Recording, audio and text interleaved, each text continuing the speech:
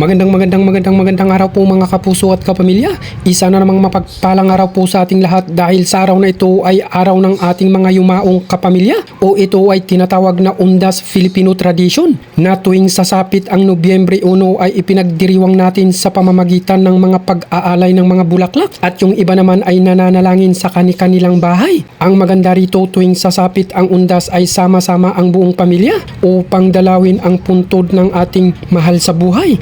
Pero ako dahil malayo ang aking probinsya, hindi ako nakauwi. Kaya ang tangi kong dasal ay sana kapiling sila ng ating mahal na Panginoon. Kaya habang tayo ay nabubuhay pa sa mundo ay magpakabuti o tayo ay sumunod at manampalataya sa ating Diyos na lumikha upang sa ganun ay magkaroon tayo ng buhay na walang hanggan pagsapit ng takdang panahon. Dahil sa ayaw at gusto natin, iyan ang totoong mensahe ng Undas, mga kapuso at kapamilya. Ay naku po, excuse me po.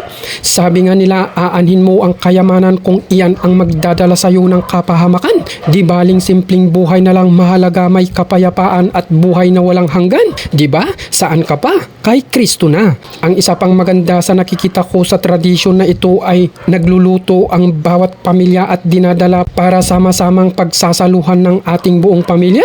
Iyan ang Pinoy, di ba? Hanggang dito lang po ang inyong lingkod, Dan Idol, dito lang po sa 24/7 mga kapuso at kapamilya. Maraming salamat po.